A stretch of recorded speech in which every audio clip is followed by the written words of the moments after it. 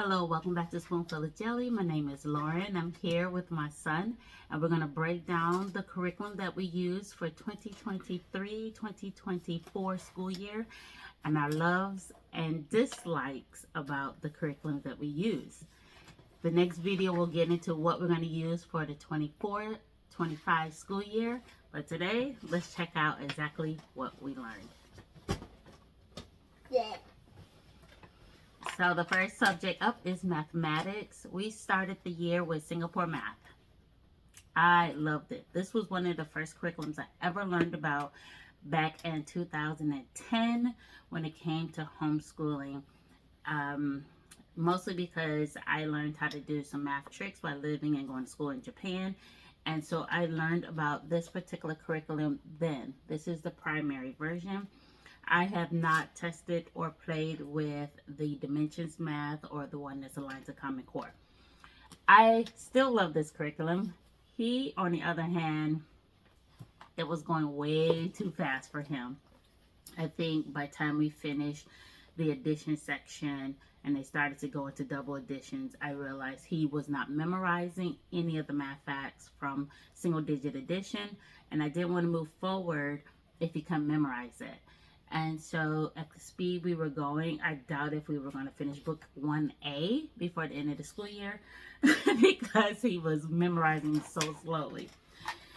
I had already picked up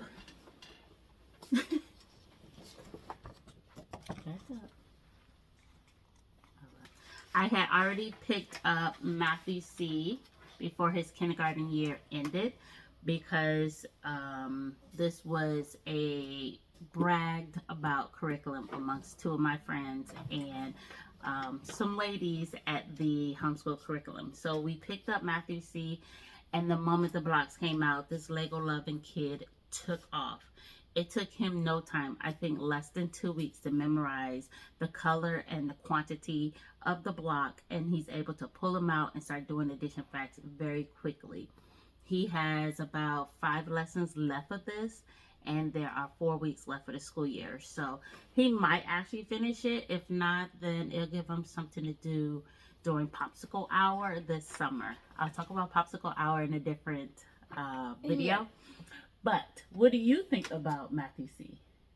It's good because I like going to my school and I do math games. Math games? And the math games at your school is similar to these games? Yeah. Do you think the work is easy? Even we did bowling. No, I'm talking about this work in here. You like it? But you have to back up.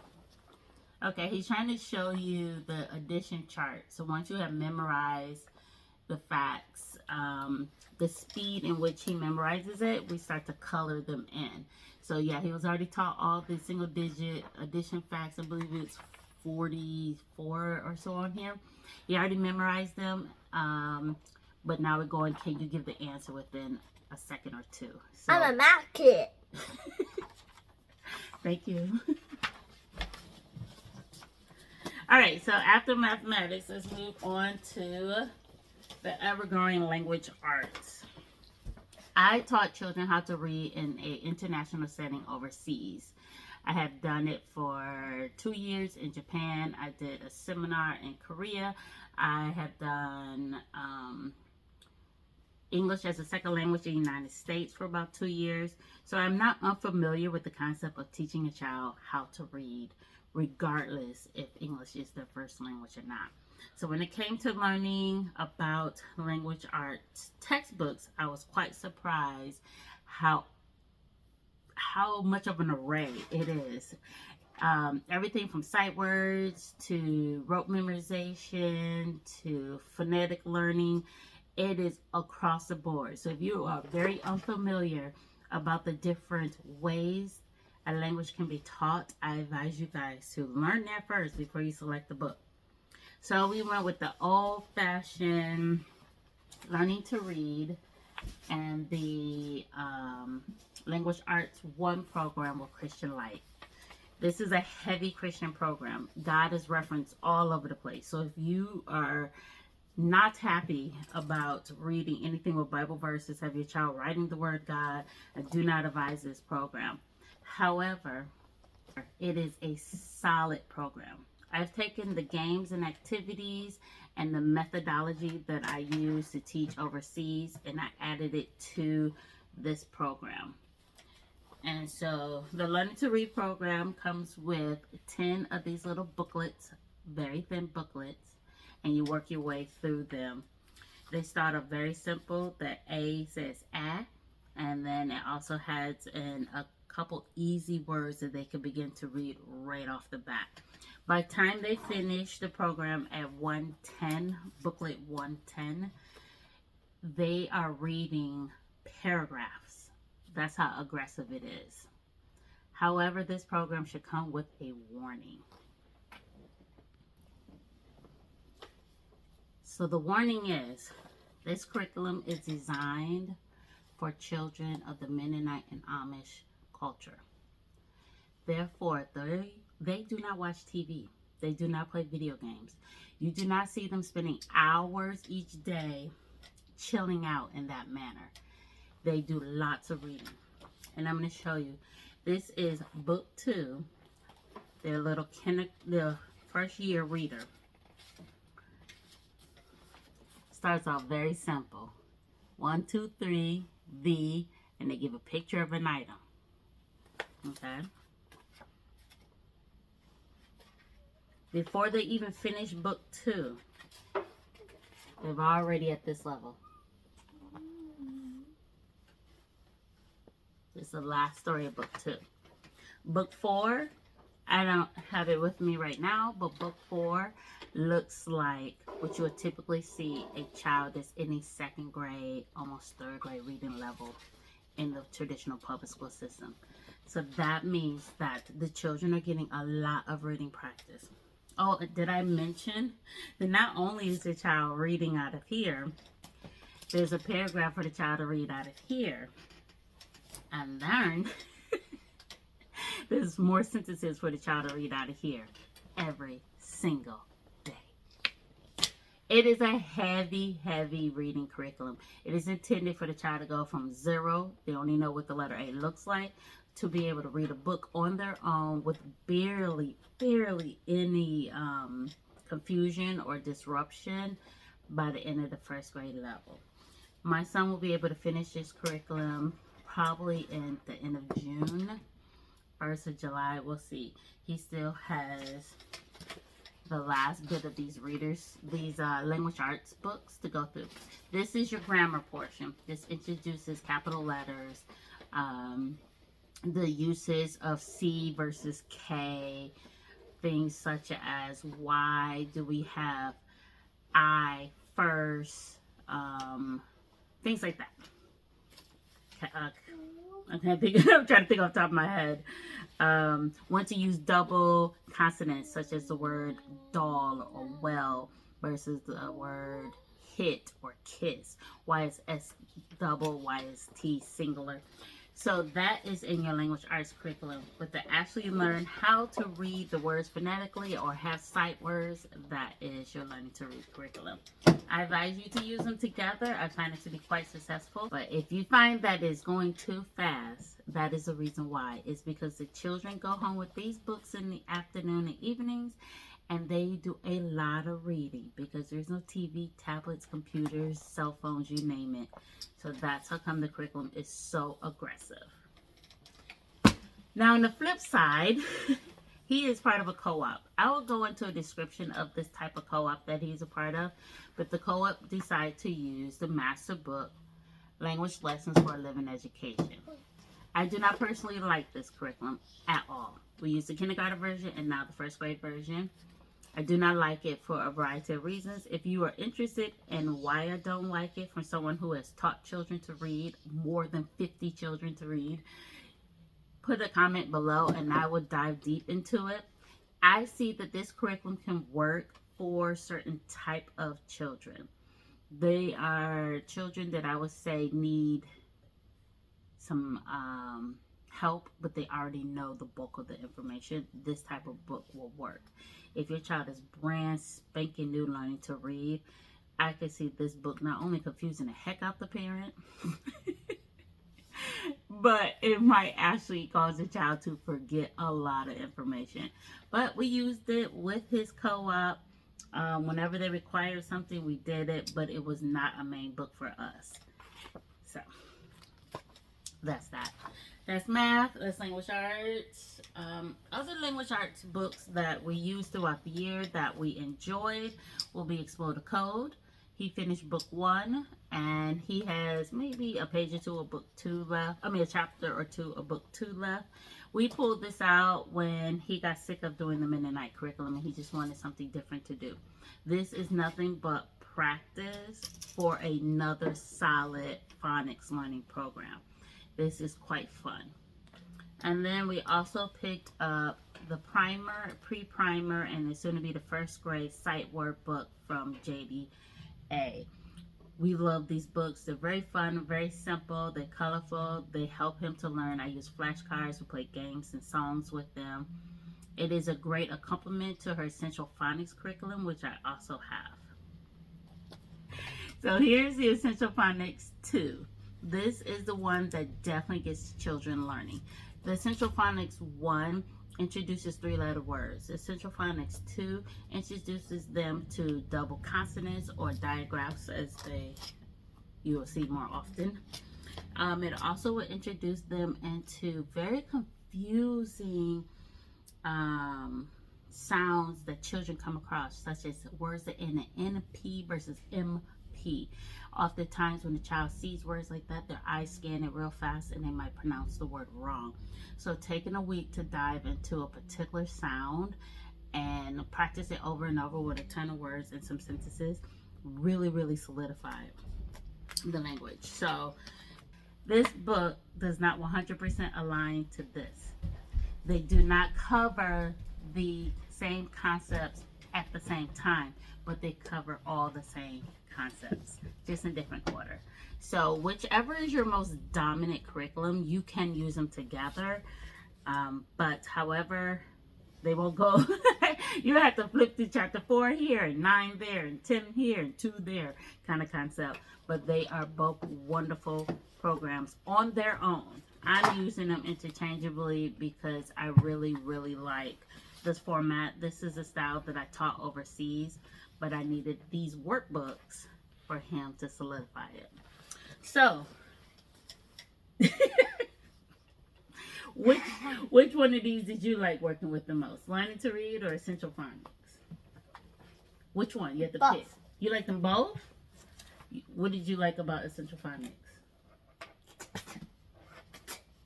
The PT sound, the PT sound, such as kept or wept. And like, Oh, careful. He thought it was so much fun to learn each sound.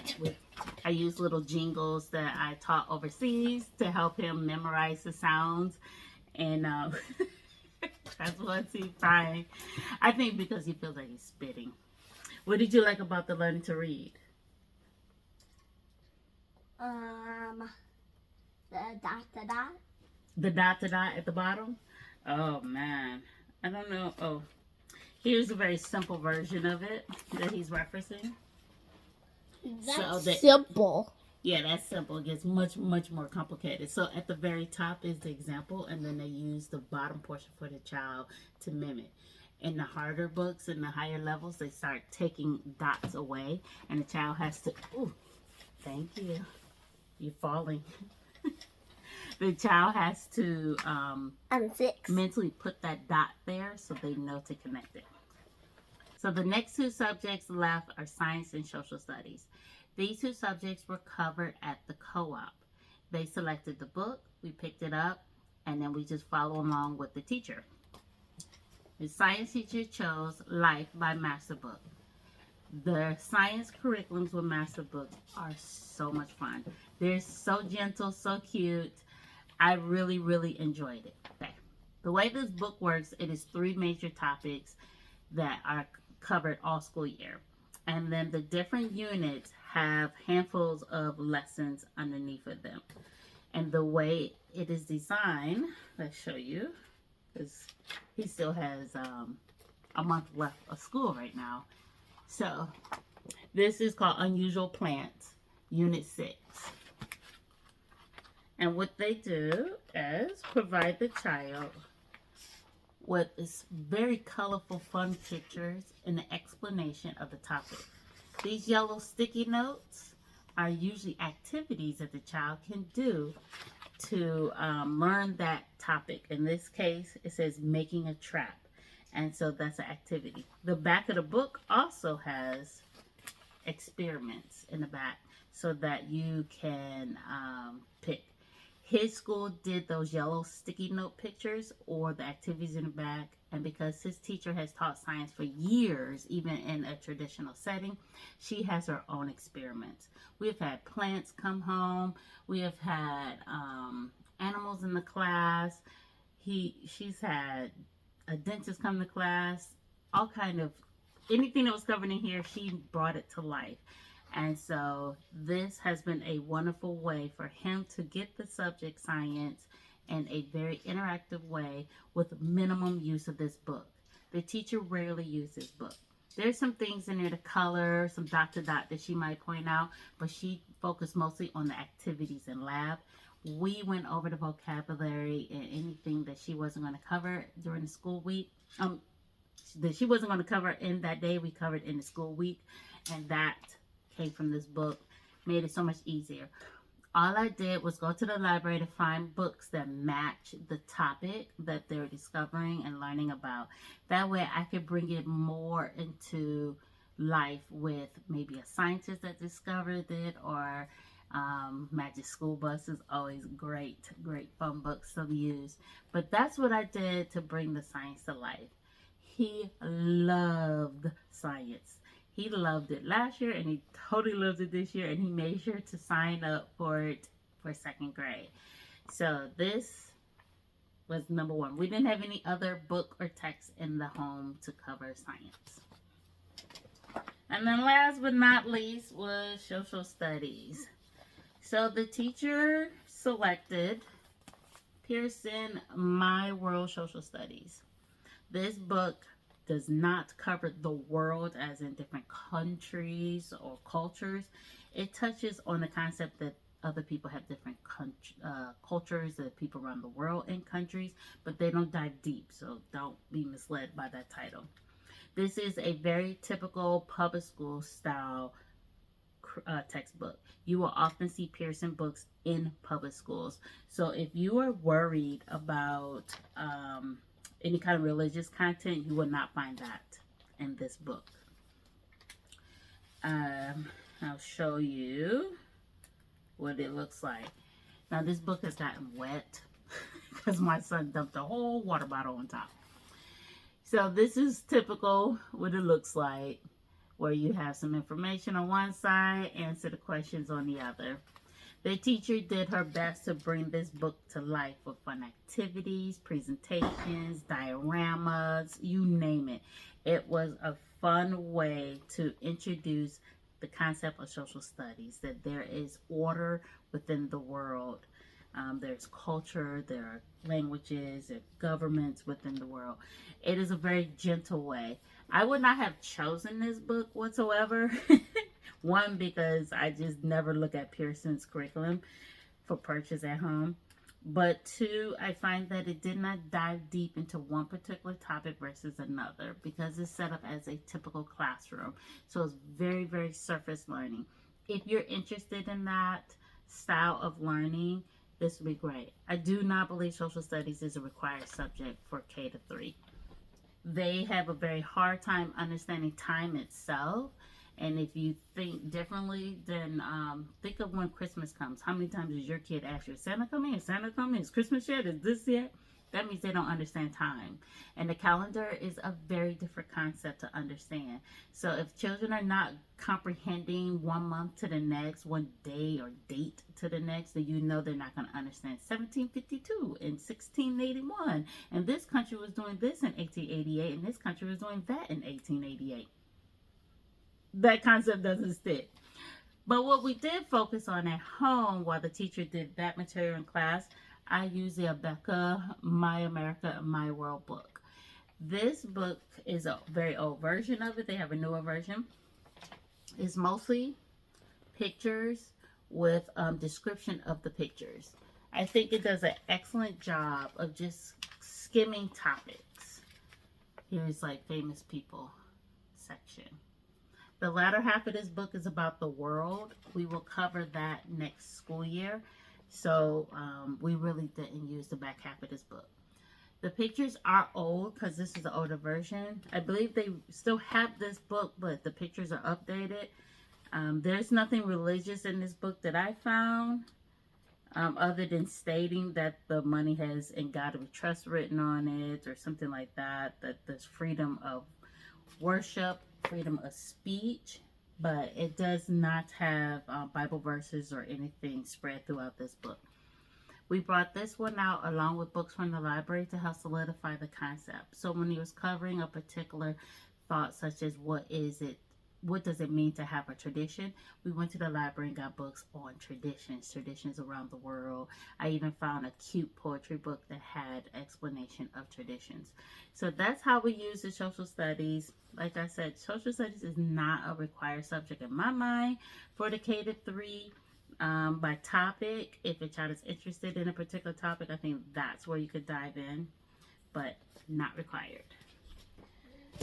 So social studies and science we covered in our home twice a week, and that enabled us to spend our afternoons doing all kind of things.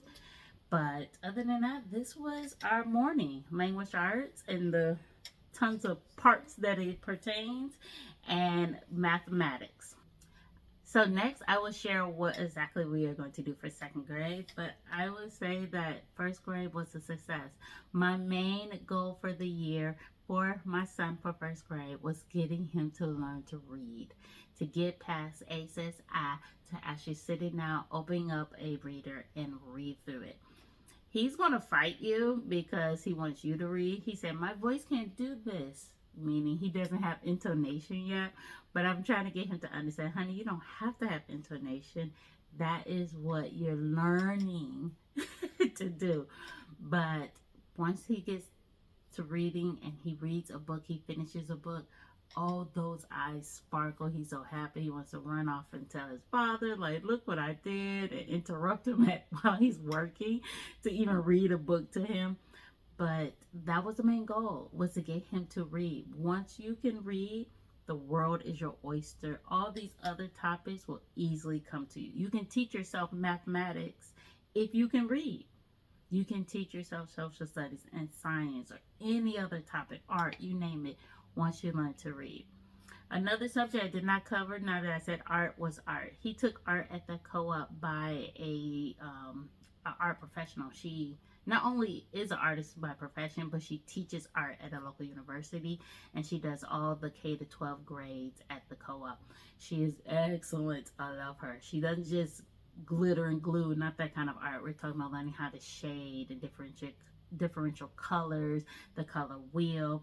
They did clay, they did beading, you name it. So she's wonderful, because I do not know that side of art. I'm crafty, but I don't have art skills. So, did you guys have a successful year? We're down to the last few weeks, guys. I can't believe it, 4 weeks. He does not know when school will end because we have no plans of telling him until that morning. Say, ta-da! Today's your last day. And that's done on purpose because, one, he does not understand time. So every day he will ask, is the last day, the last day, last day? So to nip that in the butt, we tell him the morning of. And then also till we want him to be surprised and enjoy that last day, knowing that he can close the books for a short while. And then I'll cover later on with him his popsicle hour. And I'll share that with you guys too. Until next time, I hope you guys drop by. We're very busy over here in our mini homestead. Take care and see you later. Bye.